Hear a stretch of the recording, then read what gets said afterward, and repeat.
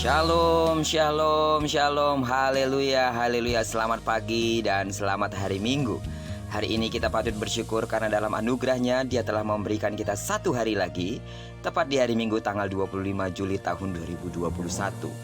Semoga di sepanjang hari yang luar biasa ini sampai terbenamnya matahari, segala pengalaman dan pergumulan yang kita hadapi akan semakin memurnikan dan mendewasakan iman kita, dan tentunya kita semakin menikmati kebersamaan dengan Tuhan yang adalah Immanuel. Amin.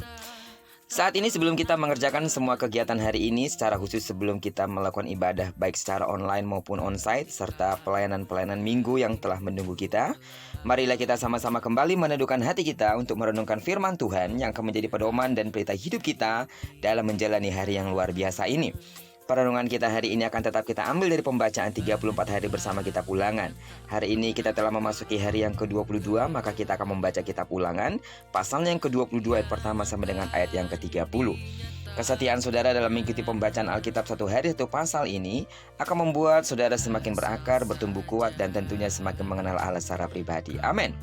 Baiklah, sebagai pengantar renungan kita hari ini, saya akan coba bacakan untuk kita ayatnya yang ke-6 sampai dengan ayatnya yang ke-7. Apabila engkau menemui di jalan sarang burung di salah satu pohon atau di tanah dengan anak-anak burung atau telur-telur di dalamnya, dan induknya sedang duduk mendekap anak-anak atau telur-telur itu, maka janganlah engkau mengambil induk itu bersama-sama dengan anak-anaknya. Setidak-tidaknya induk itu haruslah kau lepaskan, tetapi anak-anaknya boleh kau ambil. Maksudnya supaya baik keadaanmu dan lanjut umurmu.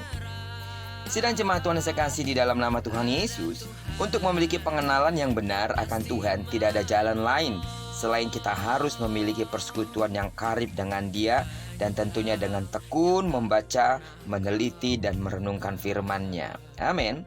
Sebab di dalam kitab Hosea pasal 6 ayat ke-6 berkata, sebab aku menyukai kasih setia dan bukan korban sembelihan, dan menyukai pengenalan akan Allah lebih daripada korban-korban bakaran. Disitulah kita akan mengetahui dan memahami sifat-sifat Tuhan lebih mendalam.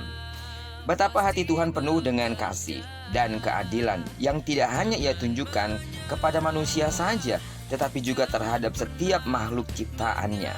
Tuhan mengajar manusia untuk memperoleh keadaan hidup yang baik dan lanjut umur. Tapi semuanya itu ada syaratnya, yaitu apa? Manusia harus taat kepada Tuhan dan firman-Nya. Jadi, keadaan yang baik dan lanjut umur tidaklah secara otomatis dapat diperoleh. Tuhan berkata, apabila engkau menemui di jalan sarang burung di salah satu pohon atau di tanah dengan anak-anak burung atau telur-telur di dalamnya, dan induknya sedang duduk mendekap anak-anak atau telur-telur itu, maka janganlah engkau mengambil induk itu bersama-sama dengan anak-anaknya. Setidak-tidaknya induk itu haruslah kau lepaskan, tetapi anak-anaknya boleh kau ambil. Maksudnya supaya baik keadaanmu dan lanjut umurmu.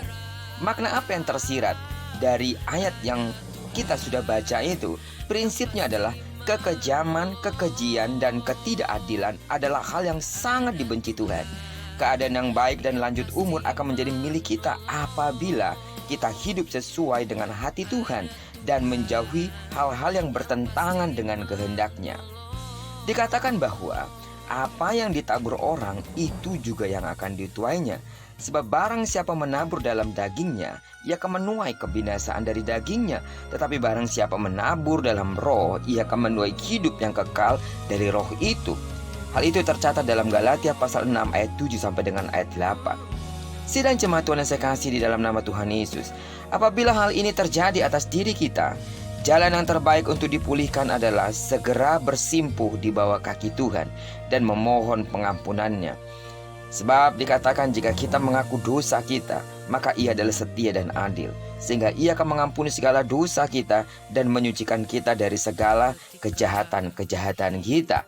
Hidup seturut dengan hati Tuhan adalah kunci mengalami kehidupan yang baik dan diberkati oleh Tuhan. Sidang jemaat Tuhan yang saya kasih di dalam nama Tuhan Yesus, sekali lagi bahwa perenungan kita hari ini menyatakan kepada kita bagaimana supaya kita memperoleh keadaan baik dan lanjut umur. Mari ikutin dan taati setiap aturan dan perintah Tuhan. Bersikap adil, saling memperhatikan, dan memiliki hati yang penuh dengan belas kasihan terhadap siapapun yang Tuhan taruh berada di sekitar kita. Terpujilah nama Tuhan. Kiranya perenungan kita hari ini menyemangati hati kita untuk kita datang kepada Tuhan di dalam ibadah kita maupun secara online maupun onsite sebagai ucapan syukur kita sebab kita telah menerima kasih karunia Allah yang luar biasa itu. Dan diberkatilah pelayanan-pelayanan yang akan kita kerjakan hari ini.